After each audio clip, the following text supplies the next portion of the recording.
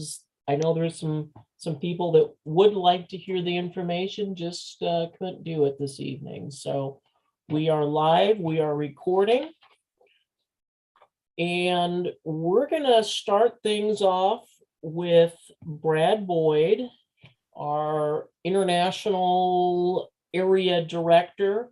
Brad has gained a lot of ideas and experience as he goes about to all of these Zoom meetings and talks to people in person. And I kind of asked if he'd present some of those ideas that he's collected along the way. So, Brad, I think you should be able to share your screen if you'd like. I'm assuming you would like to do that. So. Yes, I would like to do that. Okay. Whenever you're ready, I think we are ready for you. Okay, great. Well, it's so nice to be with all of you, and I appreciate your interest. And I don't pretend to be the expert on fundraising events, although I've done quite a few in both my corporate career as well as a nonprofit career and everything. And I guess first I'll just start off with a little bit of philosophy from my end. I mean, I think particularly, and I've been blessed to be able to visit around 360 some clubs through the pandemic, particularly when we get onto Zoom. And so I've just been sort of listening for different ideas and also being a sponge in other media resources where I can come up with ideas. But my philosophy all along has been special events and fundraisers take a lot of manpower, woman power to make happen and everything. So you really want to be careful. Actually, there are a lot of clubs, and you're probably not going to like hearing this, but a lot of clubs might be better approaching a couple of their more well-to-do members about a major gift, an outright donation to the club versus you having to put a lot of hours and efforts into a special event. So I would encourage you, with the events that you are doing for fundraisers, that sort of keep track of hours as closely as you can, so that then you can do some analysis as to whether you're really making it worth your while. That said, I believe two things. One, the best fundraisers that I've seen have been ones where we've been able to maybe take an event that they were doing for years, and we had to change it up because of needing to be a little bit more physically distant. And so I can recall there was one club I worked with that did, I think their big thing was to sell snow cones or whatever, but the city town where they were at did away with all the festivals and everything where they did it. And so I had just suggested, hey, how about finding a good place in the middle of town and doing something maybe on Valentine's Day or that weekend leading up to it with red snow cones or something, or make it look like it's sort of a floral bouquet. And then maybe you could do the same with green for St. Patrick's Day or something like that. But I think whenever you can do sort of a spin-off from what you currently are doing, you're probably knowing in your community if it's a pancake feed or a golf tournament or some of those things. But just look for opportunities to maybe make it a little bit different or better so that you get more notice. It's not just all the same old. So I'm going to throw a couple ideas at you soon. I think maybe Larry's already, and Jim, I know, and probably Norman, probably all of you have seen my stuff. So I've got some new material, but it's tried and true stuff that I capture. The other thing philosophically, and I'll switch over to my screen now, is that, hopefully you'll see it there, is that I really believe if you're going to put the effort into creating a new fundraising event or whatever, I favor those that allow you to tell your club's story and your impact on the community. So a fundraising event isn't all about just raising money.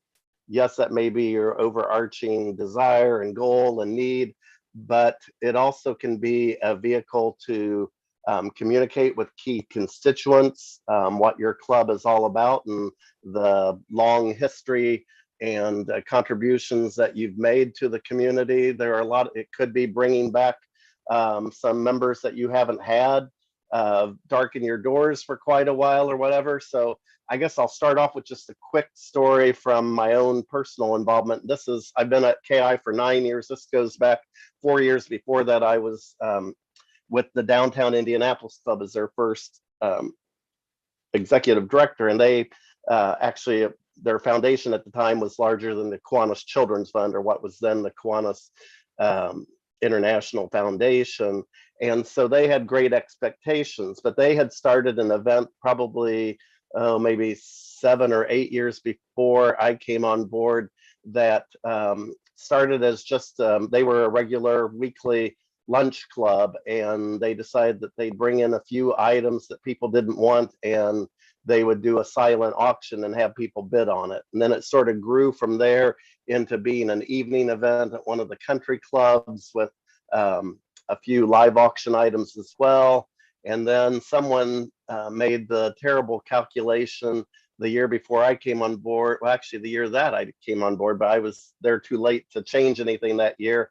They decided with the economic downturn that we had in 2008 that they'd get a whole lot more people if they lowered the price and did away with the sit down dinner and just had more grazing, heavy hors d'oeuvres and everything. And the upshot was is that they had just about the same attendance. It's sort of the tried and true way it is in the Kiwaniverse. Sometimes it's the 80-20 rule, and those 20% are the faithful few that show up for everything. And so we were in a deficit. So I was looking at a $13,000 line item in the budget for a fundraiser, and they had only brought in 7,000. So it was time to sort of, re-examine, maybe look at some other opportunities. So I gave them about 6 or 7 new ideas. Nobody at the board level, officers really commented one way or the other. I think they were just sort of in denial, and it was getting to the point where something had to be done. So I went to the board and I said, it's obvious I haven't had a groundswell of interest in the other new events, and a brand new event's going to take a lot of work. Could you allow me to maybe sort of repurpose the existing one? And so what I did was I looked at our membership and looked at, again, history, I think, and going back to the archives can be really helpful to a club. I looked and saw that we had 31 past presidents who were still alive and kicking. Very few of those had darkened our doors for many years and everything. And we had just launched a Cornerstone Society, which was like a planned giving effort to augment our foundation and prepare it for future growth. And so what I determined was those past presidents were probably, at one point in time, they gave a couple of years of their lives to guide and lead the club. They just had lost interest as has-beens, if you want to call them that, and had drifted away a little bit. And so I also realized that they probably not only had given so much to the club, they also probably had deeper pockets in terms of being able to afford some of the auction items that we might be able to corral. And so I renamed the whole event, and it was called the Kiwanis International, or Kiwanis Club of Indianapolis Past Presidents Gala. And so I got one of the people on the board. She was a calligrapher and did these really fancy engraved invitations to the 31 past presidents and their spouses or significant others to really make them feel very special about what this event was going to be and get their buy-in to attend the event and be honored. And then after that, we sent a regular invitation out to the membership and some former members as well, and various community constituents in terms of the mayor and some of the luminaries that we had, but also some other partners that we had and sponsors. So then from that, then I went directly to, I did some further research and found that we had the same wealth management firm invest our monies from the foundation, which was like $7.5 million. So they'd been getting a lot of money. And I had worked with Greg Gelser of Gelser Investments in a previous life with our public broadcasting station. So I went to Greg and said, it's not a term and condition. Obviously, we've stuck with you for 10 years and, it's not going to change anything if you were to turn me down. But for all that we've given you, it would be awfully nice if you would support us in the form of a member and a donation, perhaps to be our title sponsor. And he said yes right away, gave me $7,500. And then I turned around and did the research with our CPA firm that did our annual audit, and I found that we've been actually with them for 20 years. They had changed names once in between, and again went to them and asked for the same sort of reciprocal arrangement and everything. So again, I said, it's not, we're not going to do away with you, but it would be mighty nice if you give us a little something, we'll give you a whole lot more in return and everything. So there I already had $15,000 to make some good money off the sponsorships and everything before we even held the event. Then on top of that, in addition to really being very blessed to have a wife who's very creative in terms of packaging items and doing gift baskets and making them look nicer than what you put the money into them, and then a lot of experiential sort of live auction items. I also did some research. I came across a photo from the 1930s of a very crude bicycle that apparently our members had made for a Riley child. We have Riley Hospital for Children, and so it's akin to nowadays where they calibrate their needs and everything, very individual. These bikes now cost $1,200, $1,500 a piece. So I took that picture and enlarged that and put it on a table, and then I asked our club president if he would pay for the dinners, if I could get the parents and the little 6-year-old boy Nathan to come to the dinner. I said, we're not gonna make him out to be sort of feeling like they're on the spot. All I want to do is, they don't have to say anything at the program. We just want to see him ride out of the ballroom on his new adaptive bicycle. I got one of our former presidents and a board and a foundation board member to underwrite the cost of that first bike for $1,200. And fortunately for us, when the father came up he wanted to just say thank you real quick, and he brought Nathan along with him in his arms, and Nathan within 30 seconds grabbed the microphone out of his dad's hand and started telling them about his school teacher and how he just wanted to bike like all the other kids in his neighborhood and stuff like that. And you could see the hearts melting and those wallets just getting unloosed. And we raised $5,200 in 90 seconds just by asking for 1,500, 250, 150, just asking for gifts and all. So that just gives you a little idea of how you can sort of rejigger something, and it's now bringing in $35,000 a year on that sort of model and everything. So, but I wanted to share some other ideas that I've come across. So let me get into some of those, and I'll be glad to answer questions or comments or things like that. I think I've mentioned before during the quarantine, a lot of what we fell into was just wanting good old fashioned all American comfort foods. And I've been trying to wean myself of beef Manhattans, but haven't been successful completely. But so a cookbook, and it happens to be one from the Kiwanis Club of North Fresno, but you could also do one that isn't even printed. You could do it electronically. You could have it as an ebook or a PDF that you just send out and all. And the idea is in between recipes to tell a little bit about the history of your club. That's the other thing I did during this past President's Gala was at every sort of break between parts of the dinner and everything, I told about our 9 service leadership programs that we supported and what they were doing, and sort of educated those spouses so that they would feel more friendly when we approach them then to join our Planned Giving Society down the way and everything. But here you can put photos of some of your events. That always is a great thing there. But again, some statistics. What I find are a lot of clubs have short attention spans, and my talks really became more of an apology tour. I heard so many clubs say, well, we only do two $250 scholarships every year, almost apologetically. And I'm like, well, how many years have you been doing it? And the one said 42 years. I'm like, oh, so you've given away 84 scholarships over time. And what does that amount to in an aggregate thing? And it doesn't even have to be things that are money wise. You can do the same with your service leadership programs.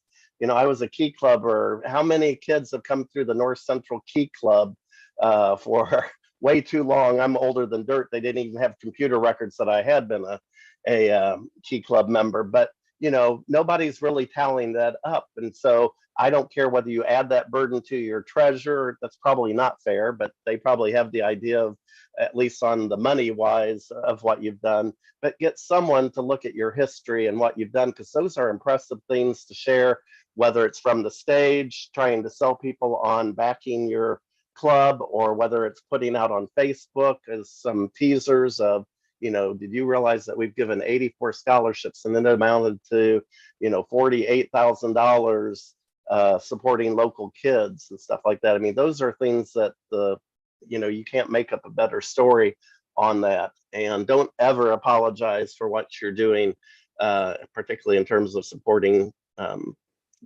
local student scholars and everything. So the cookbook was one idea. I know right now we're in the golf season, and I see a lot of clubs around the country doing these. And I found this, actually, I started this in the corporate arena. I worked for a nationally renowned insurance company. And so we not only sponsored some of the PGA tournaments around the country and all, but we did some of our own sort of local area, regional sort of things for our top producers to keep them happy with us and all. And what I find is that there are so many avid golfers that just go every week or every couple weeks on a golf outing, but they really don't even know who they're supporting that week. They just plain like golf.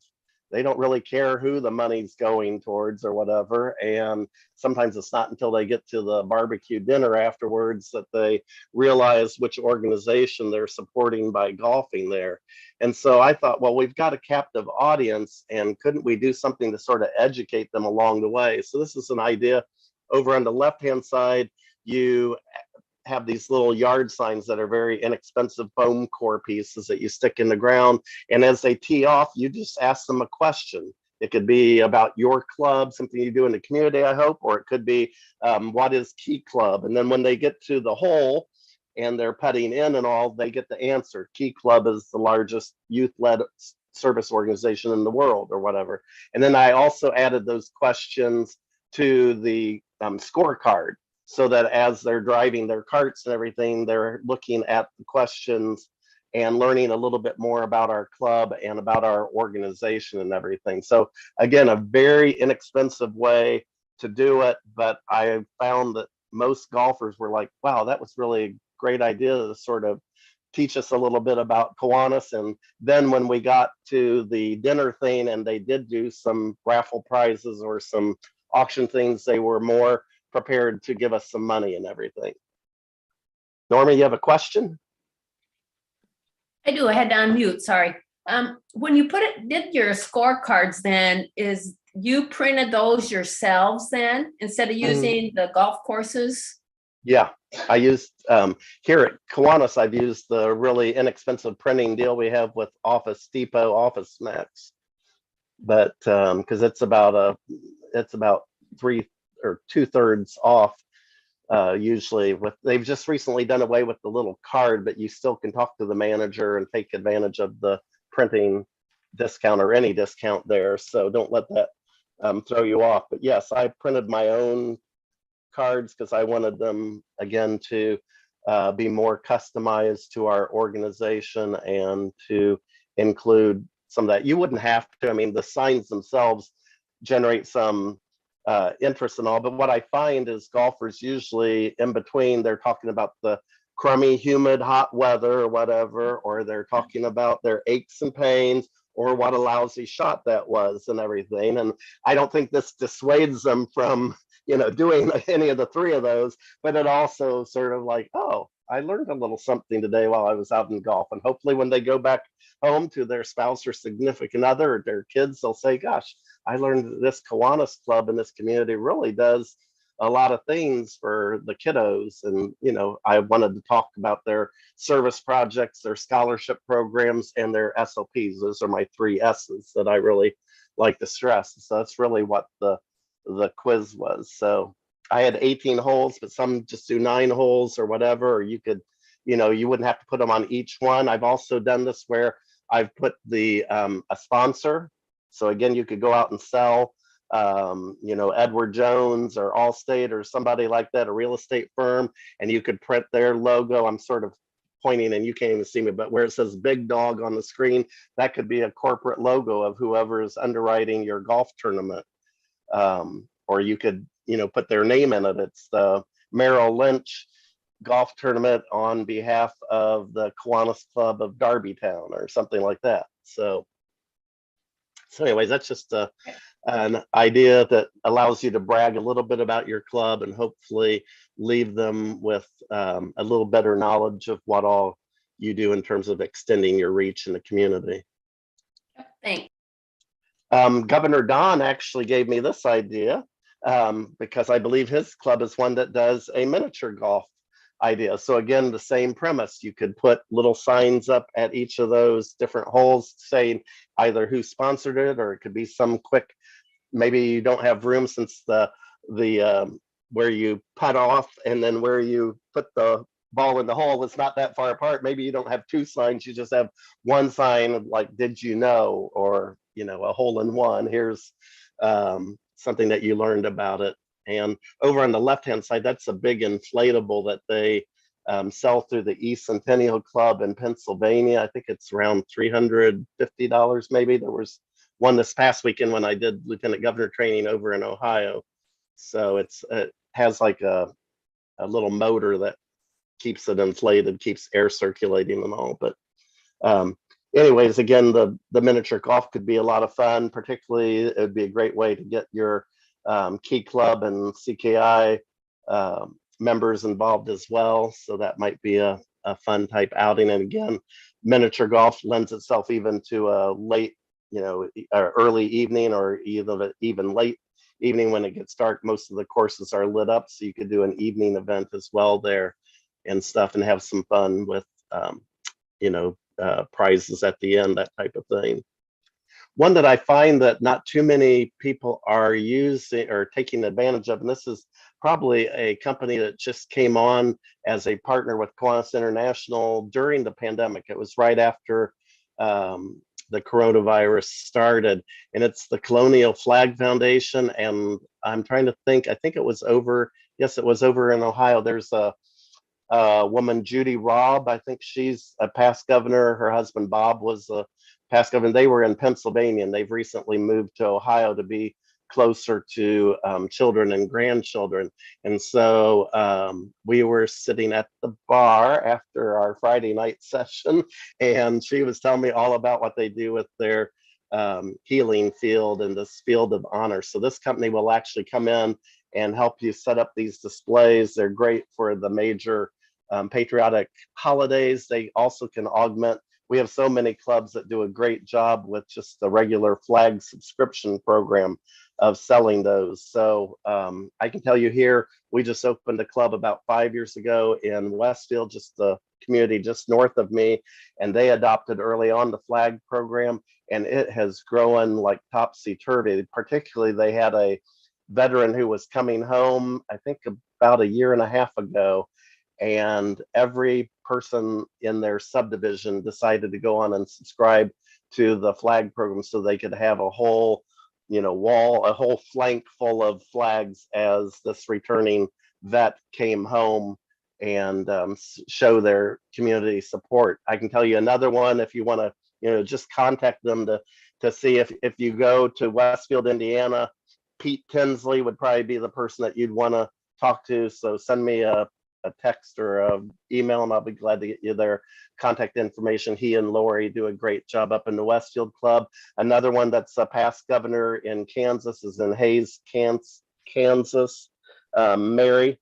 And so she would be a great one to talk to. And I think it's a community of only around 15, I think it's maybe around 3,500 people, and they have like almost 1,200 or 1,500 subscriptions that they have. So it's amazing. So a lot of these do take some extra assistance. I mean, it's a lot of, so there actually are ways that if you're going to do a flag project, you can actually get the sort of requirements for the size of the hole, and then usually they install sort of the little cup that it'd be sort of like a miniature golf cup that you'd put in, and so that every time they can just stake the flags in, it doesn't it sits lower than a mower, so it won't be disturbed if you go weed whacking or mowing over it and everything.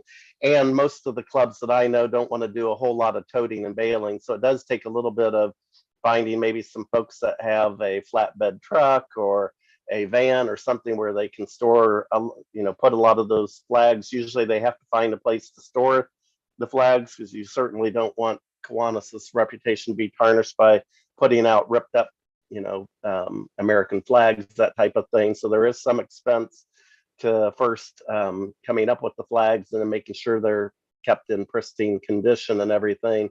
And then usually most of them get involved with Boy Scouts or Boys and Girls Club or the Y or whatever, and get some scouts to maybe put out a large portion of the flags in the morning of those 7 patriotic holidays.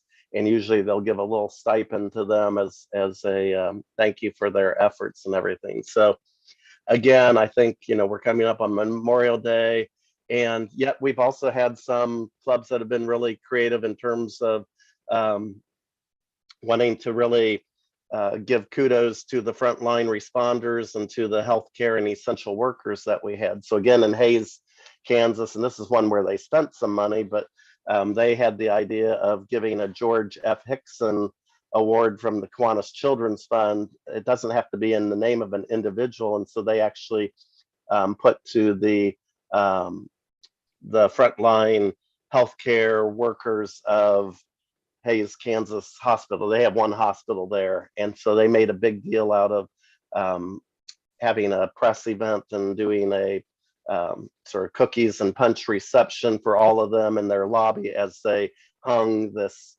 Hickson Award on the thing. The Hickson is $1,000. I think it's another $100 if you want to put it into a sort of one of those raised frames that can keep an award like that. But again, they got a lot of good press out of it, and it'll be there for posterity. And they really felt like it was a great way to give their appreciation, and it was a good cause. They actually had told me they had saved the money by not turning in mileage for a lot of the things they would have turned in for the district events and everything. So they just took the money over from that end and put it into that sort of pot so they could do right by the folks in their hospital that had been so brave during the pandemic.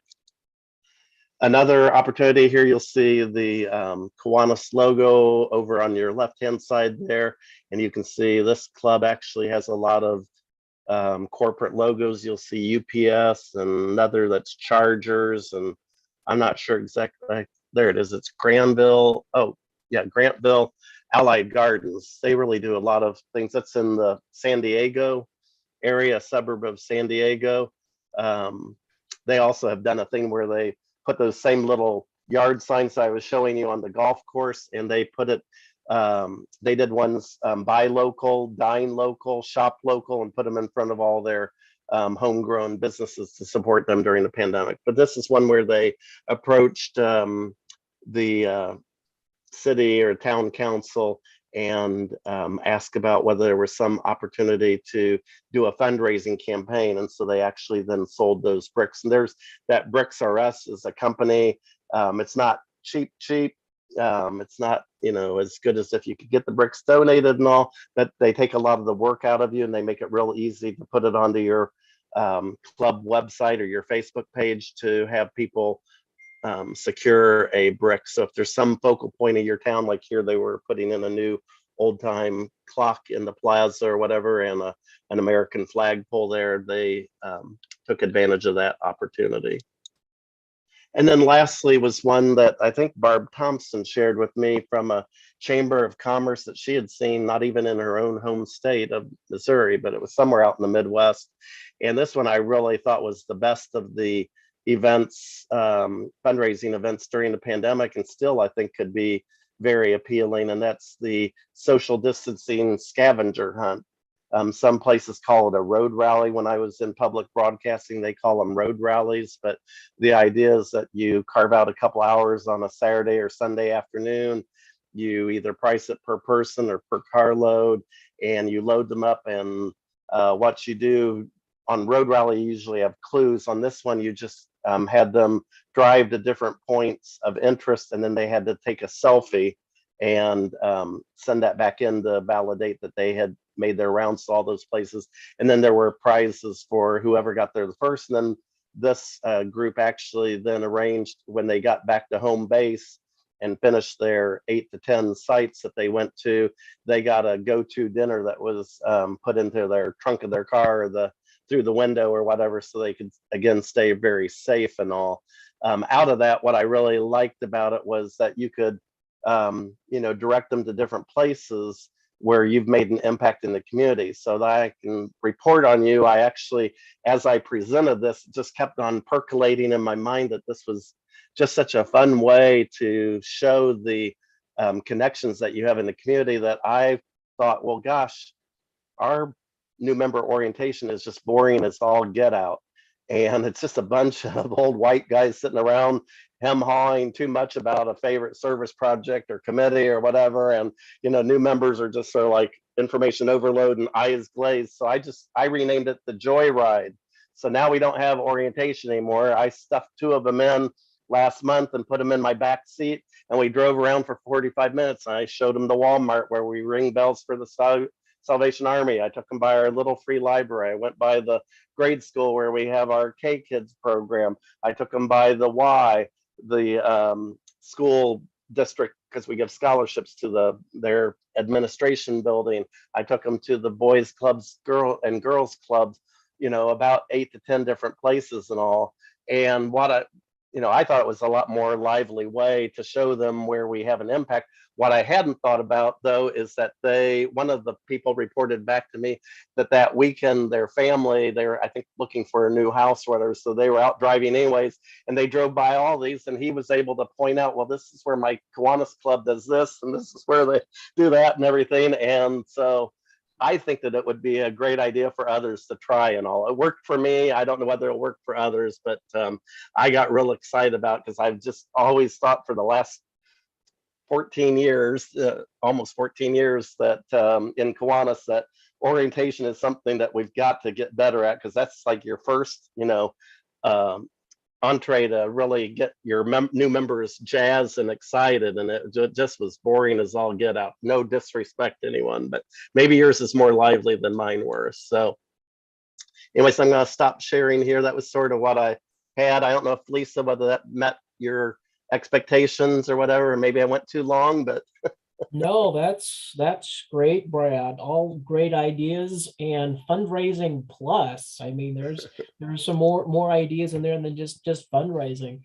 Any questions that anybody has for Brad, or comments or ideas they want to share?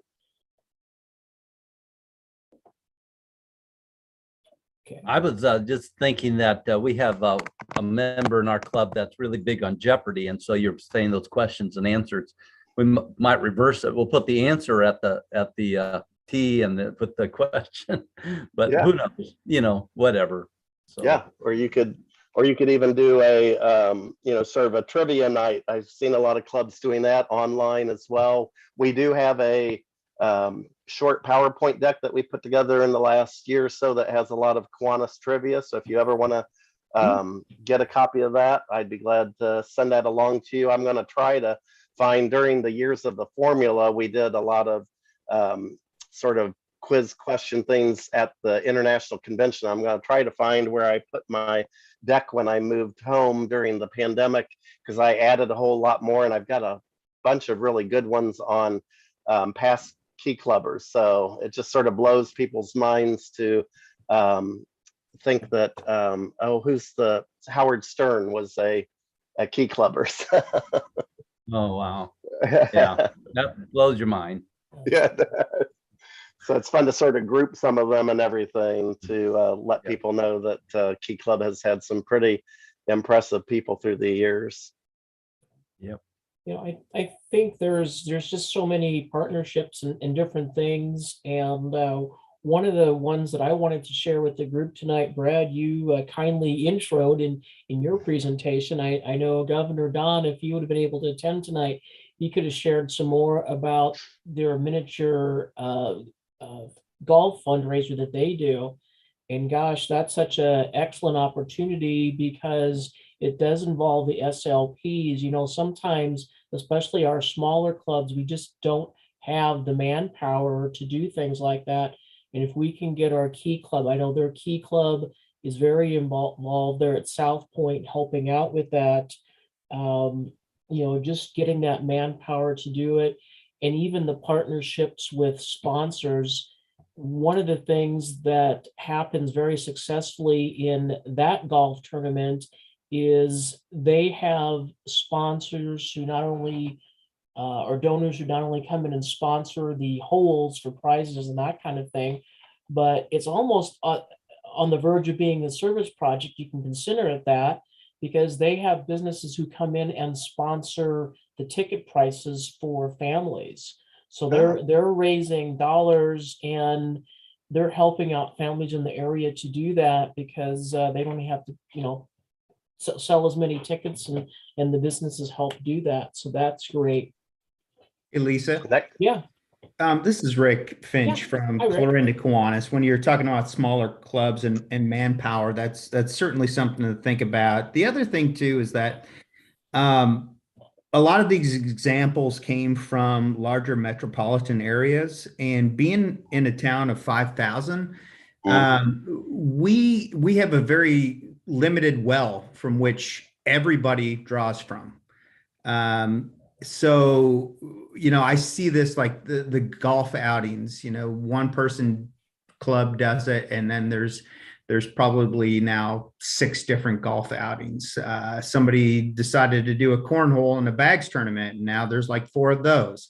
The library did trivia night for free. Now there's 3 different organizations that do trivia night as a fundraiser too. So is there any advice on how we differentiate our fundraiser or our message so that we can kind of stand out a little bit more? You know, I came from a metropolitan area where we could raise actually net $90,000 on a fundraiser, to now where if you gross 5 to 20,000, that's considered a huge success. So I struggle with how we differentiate our fundraising efforts, I guess.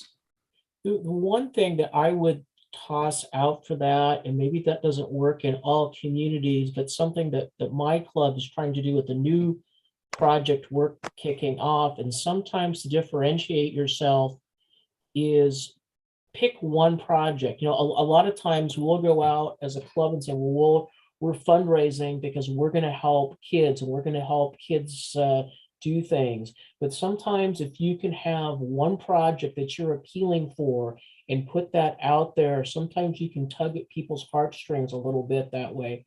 The example I'm going to give is my club is kicking off a new literacy project. What we're trying to do is so that no kid ever goes to a school book fair and leaves without a book. So any kid in need, we'll make sure they get one. And we're just starting. We're not sure what the total dollar amount is going to be, but we just had a garage sale this past weekend, and people are usually generous when it comes to kids and that sort of thing. But once we explained the project to them, they were mighty generous. The weather was a bit not in our favor on Saturday. We did not have as many people as we hoped through, but we'd have people come through and they'd buy $5. And honest to God, the lady that bought $5 worth of stuff, and she gave us a $50 bill and said, keep the change. Now, like I said, that may not work in every community, but we do find sometimes if you explain the project to them, it makes a difference. Great, thank you. One thing, Rick, that I might pipe in and mention too, one way to really, I think, differentiate your events is, when possible, involve your service leadership participants. Okay.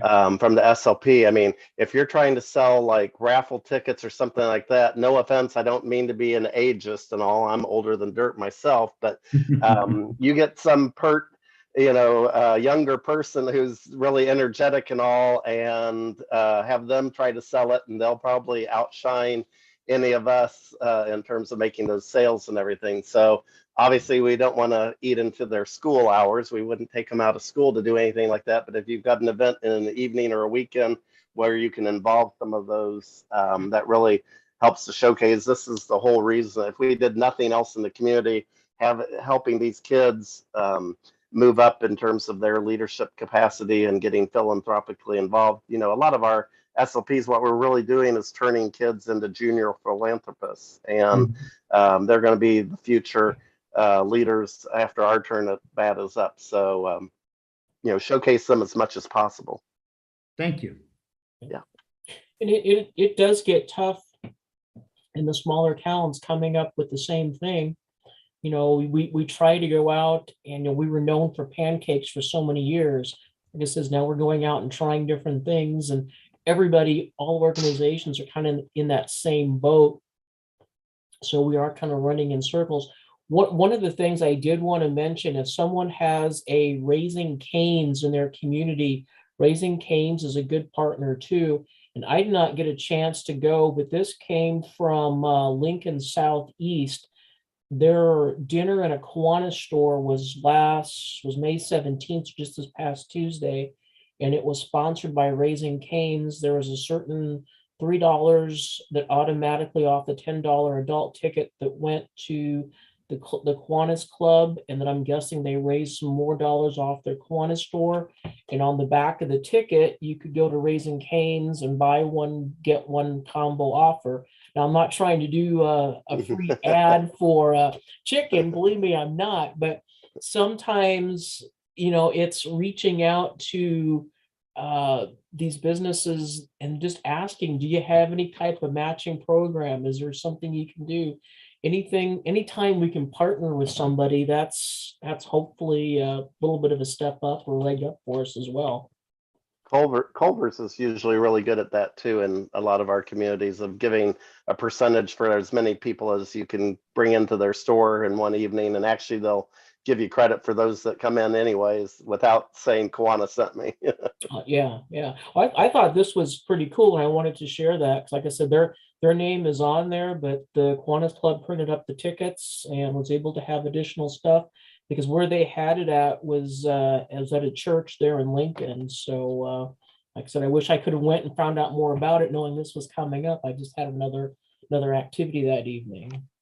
The other thing for Rick and everyone on the call, actually, but I think Rick, maybe you could pose this question, and it'd be interesting to see what they'd come back with. But there's a Facebook groups that we have for Kiwanis International Membership Leaders. I know that's a mouthful, a lot of long words, but if you type in the Facebook groups, Kiwanis International Membership Leaders, we post 2 or 3 times a week some different ideas about different membership, and certainly, fundraising events is part of that mix and everything. The nice part is that Kiwanians from all over the Kiwaniverse respond with different thoughts and all. So you could go in there and just say, hey, I moved from a large metropolitan area to a smaller town, and what sort of events work well in terms of raising funds in a smaller community or whatever. And I bet you we'd get a lot of different ideas sort of bounced around through that and everything. So I just wanted to throw that out as a resource. And anytime that you've got a question that's pertinent with membership involved with it, go out to that website or to that Facebook group site and put it in there. And it may take a day or so. I think Chris Martz or somebody from our team has to approve it, or what. Even mine have to be approved. They know that I could be dangerous. So they have to filter what I do. But anyways, just be a great way to sort of be able to, or even if you have something that, really worked out well for you, go on and put that on there too. Say, hey, we did this event and it really didn't take a lot of work and we brought in a lot of money. Or maybe Lisa's idea there with the Raising Cane's. We don't have Raising Cane's in our community yet, but I've heard they're coming. So that might be a great thing to look forward to.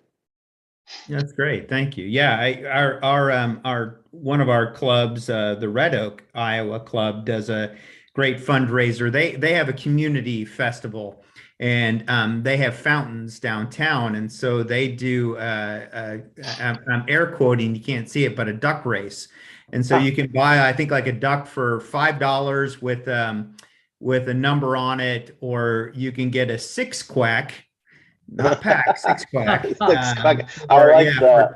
For $20. And then they have, you know, like a $500, $300, and $100 prize. And it was a great thing to learn about, because it's not a lot of effort. There's not a lot of manpower or people power that has to go into it, but they do a really successful fundraiser with that, all based upon that festival. So it's kind of And a that's neat where idea.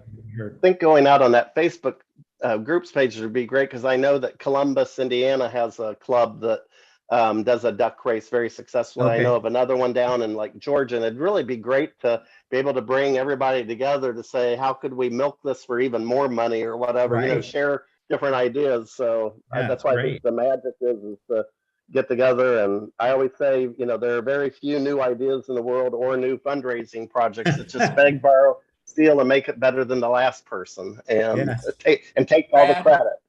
R&D, rob and duplicate. Yes. Yeah, I like Brad, that. Larry, would you mind repeating the name of the face group Yeah, again? Facebook. It's under Facebook groups, and I think you don't even have to be on Facebook to join a Facebook group, is what I've been told. But the name is Kiwanis International, our organization name, and then membership leaders. Thank you. Yeah, yeah. So I really think that's a great untapped resource that we have there and everything. And John? you know, some of the clubs are doing some really zany things. I've got a group in Kansas that sold like a half a steer or whatever, you know, a half of a Wow. side of beef or whatever, and raised a lot of money on chances and things like that. So there are a lot of people. I'm Yeah, sorry, Sarah? my phone started ringing to get about the time you said the name of that group again. Oh, I'll do it. It's Kiwanis International. And then after Okay. that is membership leaders. You need to add membership leaders. Okay, Yeah. thank Sure. you. Yes, you're welcome.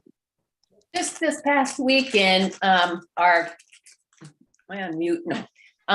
The Golden K over Spirit Lake, they have maybe only 11 members and average age is over 80. But he got a hold of their campfire marshmallows. And they were going to sit out in front of Baumgart's and one of the grocery stores and either give these away or sell them, you know, depending on if people wanted to just make whatever donation they could. And these are really, really good marshmallows. They've got orange, lemon, strawberry, and lime. So it's a real simple thing to do rather than trying to sell peanuts or something like that. All children love marshmallows, so that's a good idea. The other thing our club has been doing, and we got the idea from another club in our division, is to go pick apples and then sell apples. And you can put, you know, stickers on your bag, you know, and then maybe signs when you do sell them, when people come to pick them up. People love fresh apples, better than in the store. Oh, yeah. Yeah, no, thanks for sharing that. I've also seen some groups that will sponsor bringing the truck of peaches up from Georgia or whatever and get part of the proceeds for promoting it and everything. So, yeah, I'm glad that you mentioned, though. I think with any event, the other thing for me is that you also want to see if there's some way to have something written that talks about what your club does, whether it's in a formal program or I did a piece.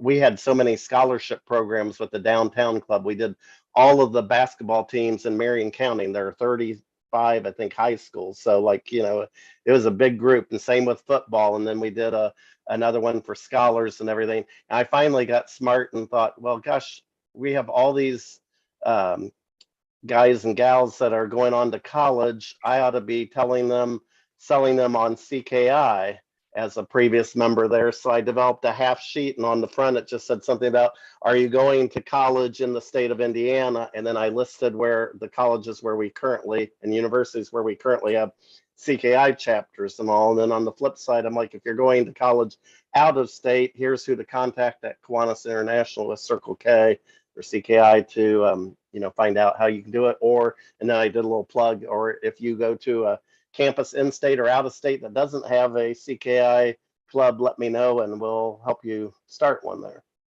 So, And when they leave, you tell them that they need to join us, a Kiwanis club. I get a list of those seniors doing that. I wanted to tell you about a project that we're doing down in West Branch. And Rick, it's a smaller town than what you're working with. Okay. We identified a need at the junior high level, both at girls softball and football, that did not have concessions. And a concession stand is pretty easy. It doesn't take a lot of work, especially if you go to your local grocery store and tell them, hey, would you smoke me up some meat?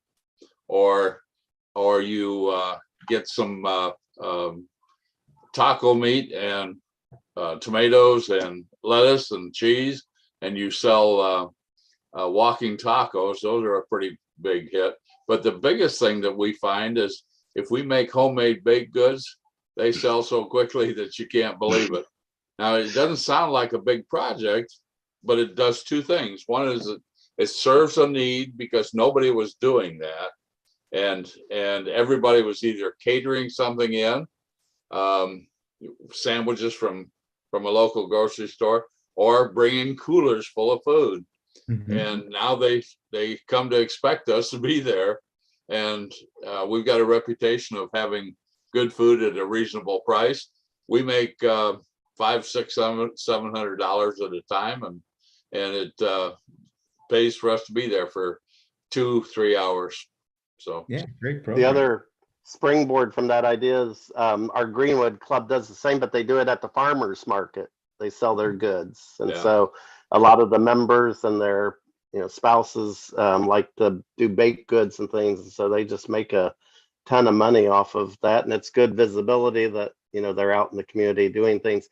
One other thought I was going to throw in real quickly, so that I have seen, is that particularly I think we have a little bit of an escape clause, or a little out in terms of, since we're all about children and youth, I think that gives us a little bit of a license to sometimes not have the fanciest meals at any of these fundraising events and all. And the one that I love is where we did gourmet PB&J.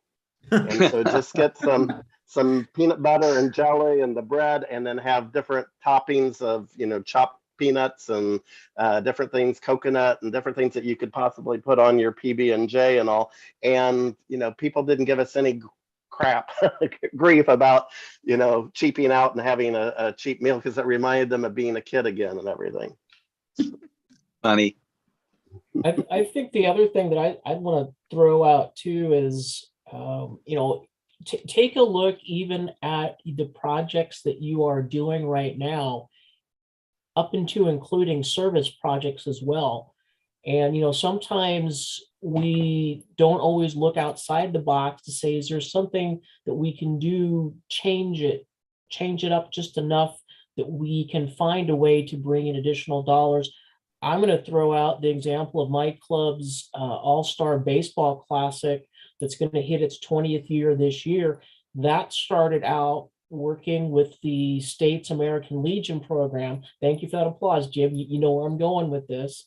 And it was a service project to get the high school seniors one more all-star game before they end their ball season and head off to college. We did that very successfully as a service project for the first couple of years. Now it is also a fundraiser for us, because we're still bringing together 35 to 40 kids from across the state of Nebraska every year, but we are very easily raising $3,000 to $4,000 by selling concessions at the game. We took it to a nice ballpark, selling concessions, gate fee, and even expense-wise, we have about $2,000 to $3,000 of expenses in that, and partnering with the State American Legion and the local ball clubs, they pay for the kids to come to the game. So when you add up what we raise in dollars from the gate and the concession stand and what the American Legion clubs are contributing, we've got about a $5,000 a year fundraiser right there. That's good for the club, good for the community. Plus it gets the name of Kiwanis out across the state. And that all came because we took a look at a service project and went, what are the other things that we could be doing here? Might even be good to partner with your local Rotary Club or Optimist or Lions or the others too. I mean, Exactly. or partner with your service leadership programs. They have a lot of their own programs that they're trying to raise money for too, but you could support one another. So I think the world is our oyster, and we just need to, look at it from as many different perspectives as possible.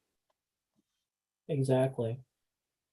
The thing, going back to that flag project, particularly the one where you're selling subscriptions, I was just talking to Governor-elect in Texas, Oklahoma, is with the Gainesville, Texas, and he was talking about, or he had things on Facebook this weekend about them getting prepared for it and selling some more flags and everything. And I said, really, I have a hard time on that one. Yes, it is a fundraiser, but gosh, it's an awfully nice service project too. It's a double header in my book. Here the club is doing service by promoting patriotism in their community and making it a festive holiday. To me, there's a lot of service aspect to it. They just happen to be making some money off of it too. And there's nothing saying you can't do both at the same time, right? I Brad? love a win-win. I love a Yeah. win-win. Yeah. Okay. Well, we're coming up right here at 8 o'clock. Anything else anybody would like to share? I mean, we've got some great ideas, but I know there's more out there. I'm just going to say that the Facebook page Brad's been talking about, they let anybody on. They let me on. So just you just go join. That's pretty easy. Now, do you get proceeds from Dane's Dairy? You bet. I think John might hit you up for that. He wants half of your profits from any ice cream you sell.